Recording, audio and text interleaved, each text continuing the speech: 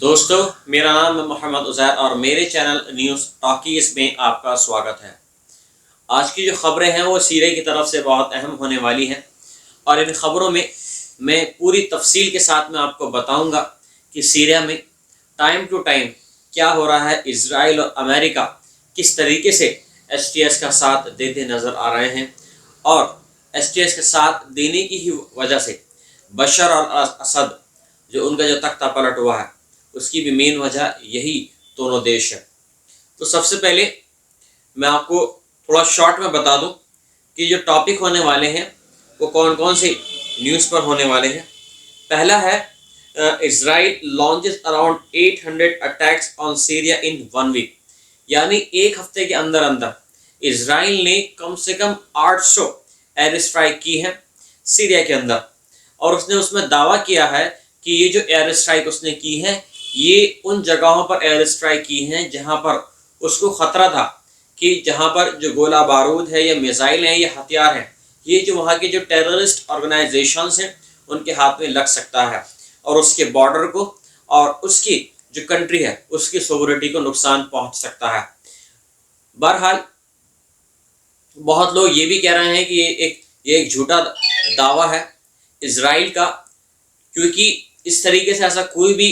मतलब वहाँ पर जो सैन्य ठिकाने हैं या मिलिट्री बेसिस हैं वहाँ पर कुछ भी ऐसी हथियार वगैरह नहीं है जो वहाँ की जो टेररिस्ट ऑर्गेनाइजेशंस के हाथ लग सके।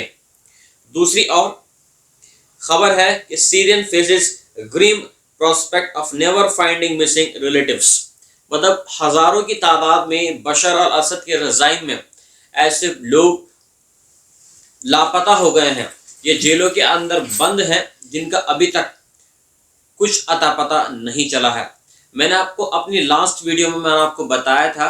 कि 150 कब्रें मिली हैं और इन 150 कब्रों में कम से कम हज़ारों की तादाद में उसमें से लाशें मिली हैं, कंकाल मिले हैं, जले हुए लोग मिले हैं। लोग अपनों की तलाश में जो वहाँ की जो जेल है वहाँ पर वो ढूंढ रहे हैं अपनों की तलाश में। और वो कुछ जेलों में कुछ ऐसी भी मशीनें वहाँ पर पाई गई हैं जो एक प्रेसिंग वाली मशीनें होती हैं, जैसे हम आपने देखा होगा कि जो एक सैंडविच मेकर होता है कि बीच में उसको सैंडविच लगा देते हैं और ऊपर से उसको बंद कर देते हैं, बिल्कुल इस तरीके से वो मशीन आती है और ऊपर से बिल्कुल उस बॉडी को बिल्कुल फ्लैट कर देती है जैसे कोई पेपर बिछा दिया हो। इस तरीके से मशीनें हैं जेलों के अंदर लगी हुई और उन मशीनों के अंदर जो बशर और असद के रज़ाइम में जो उनके खिलाफ थे उनको इस तरीके से मारा जाता था। इसके बाद में इस्लाम minority of Turks sees Assad downfall as positive, मतलब जो कुर्दिश है, कुछ जो कुर्दिश हैं वो तुर्की, इराक और ईरान में भी रहते हैं और जो कुछ तुर्की हैं वो सीरिया के अंदर भी रहते हैं। तो उनका ये मानना है कि बशर और असद की जो सरकार का जो खात्मा हुआ है, जो तख्ता पलट हुआ है, उसका एक पॉजिटिव इम्पैक्ट कंट्री पर पड़ सकता है, क्योंकि सालों से जो एक गृह युद्ध की मार झेल रहा है सीरिया, अब कई हद तक खुशहाली की तरफ बढ़ता नजर आ रहा है। ये कहना है जो कुर्दिश कम्युनिटी है उसका। दूसरी तरफ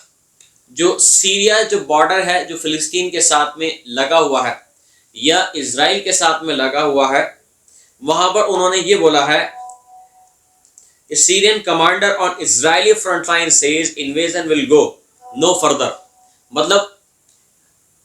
जो इजराइल की जो मंशा है सीरिया के कुछ ठिकानों को, सीरिया के कुछ हिस्सों पर कब्जा करने की, जो सीरिया के जो मिलिट्री ऑफिशियल्स हैं या उसके जो सैनिक हैं जो बॉर्डर के आसपास में लगे हुए हैं, उसकी सुरक्षा के लिए उन्होंने फुल तरीके से पुरजोर जान लगा दी है बॉर्डर पर कि इजराइल की जो फौज है वो बॉर्डर क्रॉस नहीं कर सकती है। लिहाजा ये तो एक बानगी है, इजराइल की जो फौज है वो तो बॉर्डर क्रॉस कर चुकी है और उसने गोलान हाइट्स के अलावा एक और माउंटेन एक पड़ता है सीरिया के अंदर जो एक काफ़ी अहम माउंटेन माना जाता है, काफ़ी एक पूरी जो एक मेन चोटी है। अगर आप दमिश्क से अगर उस चोटी पर आप जाएं तो कम से कम वो आपको 32 किलोमीटर की चौड़ाई पर पड़ती है वो चोटी, और वहाँ से आप पूरे सीरिया का को अपने कंट्रोल में ले सकते हैं। मतलब पूरे मिस्र, मतलब पूरे गल्फ की सबसे बड़ी वो पहाड़ है,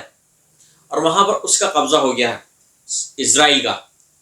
जी हाँ, गजा से शुरुआत शुरू हुई थी, और अब पता नहीं कौन से मुल्क में जाकर ये जो शुरुआत है ये ख़त्म होगी। लिहाजा हम और आप तो सिर्फ दुआ ही कर सकते हैं। बहरहाल अभी जो शिया और सुन्नी की जो लड़ाई चल रही है, पहले खाली फ़िलिस्तीन की लड़ाई थी, अब फ़िलिस्तीन के बाद में हिजबुल्लाह इसमें बीच में कूद दिया जो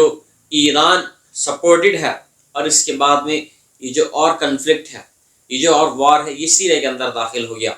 2011 और 12 के बाद से अब तक हज़ारों लाखों की तादाद में सीरियंस लोग हैं, उन्होंने अपनी जानें गंवा दी हैं। कुछ लोग दूसरे जो मुल्क हैं या दूसरी जो आसपास की जो कंट्रीज़ हैं वहाँ पर उन्हें पनाह ली हुई है। जिन लोगों ने पनाह ली हुई है उन पर भी अब आवाज़ें उठनी शुरू हो गई हैं, क्योंकि लेबनान के जो प्राइम मिनिस्टर हैं नजीब मीकाती, उन्होंने ऐलान कर दिया है कि जो लोग उनके देश में लेबनान में पनाह लिए हुए हैं सीरियाई लोग, वो अपने देश वापस लौट जाएं, क्योंकि अब वहाँ पर बशर अल असद की तख्ता पलट हो चुका है। अब वो जो शहर है, वो जो कंट्री है, वो अब खुशहाली की तरफ जा रही है। वहीं दूसरी तरफ जो STS का जो मेन लीडर है उसने बार बार ये बोला है अपनी कई स्पीचों में, और एक मस्जिद है दमिश्क के अंदर, वहाँ पर भी उसने खुतबे के दौरान कहा था कि हम इज़राइल के साथ में कोई भी कन्फ्लिक्ट नहीं चाहते हैं, हम इज़राइल के साथ में अपने जो रिश्ते हैं उनको बरकरार रखना चाहते हैं। हम ये चाहते हैं कि जो रिश्ते हैं इज़राइल की तरफ से भी और हमारी तरफ से भी और मजबूत हो जाए।